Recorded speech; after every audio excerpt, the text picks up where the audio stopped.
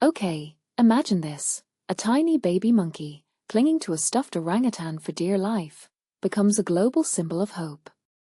That's Punch's story. But wait, there's so much more beneath the surface.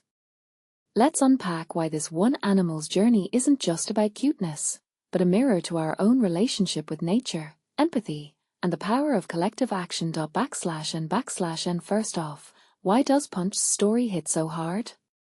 Sure, the image of him hugging that plushie tugs at your heartstrings. But here's the thing. Humans are wired to see ourselves in animals, especially when they mimic our own emotional struggles. That stuffed toy wasn't just a prop. It was a survival mechanism. Think about it.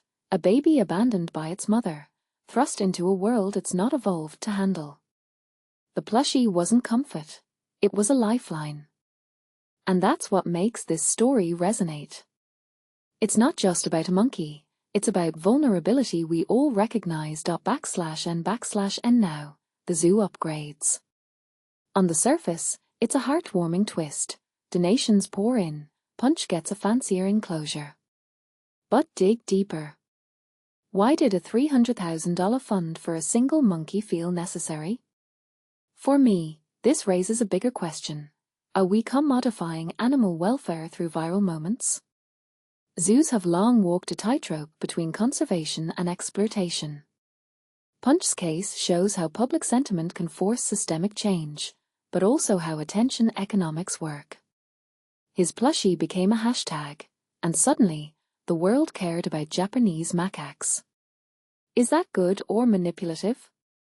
Maybe both. And what about the humans in this story? The woman who visited Punch after recovering from illness? That's the ultimate irony. This monkey symbolizing survival became a literal beacon for people fighting their own battles. It's beautiful, but also kind of tragic. We're projecting our own struggles onto Punch, turning him into a mascot for human resilience. He's not just a monkey anymore. He's a narrative device. And let's talk about the elephant in the room, zoos. Punch's enclosure upgrades are framed as a win, but they're built on volcanic rock, a detail that screams irony. These monkeys evolved for cool climates, but here they are, suffering in Japan's summers. So the air conditioning isn't a luxury, it's a correction of a flawed system. And that's the uncomfortable truth.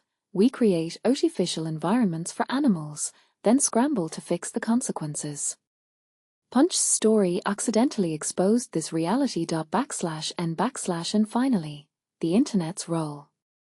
Without social media, Punch is just another zoo baby. But in 2026, he's a viral icon. This isn't random. It's a case study in how digital empathy works. Cute animals sell, but they also mobilize. The same platforms that feed us cat videos can rally global communities around animal welfare. Is that shallow activism? Maybe.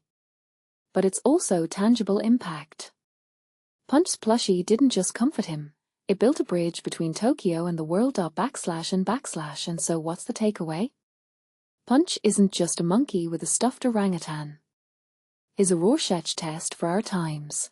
How we commodify emotion, how we channel guilt into action, and how we find meaning in the wild randomness of nature. And honestly, I'm here for it. Because if a baby monkey can make us rethink zoos, climate adaptation, and our own need for symbols, well, maybe his plushie isn't just a toy. It's a manifesto. And what do you think? Was Punch's story pure luck, or a sign of how media and conservation are colliding in the digital age? Drop your thoughts below. Let's see if we can unpack this further together.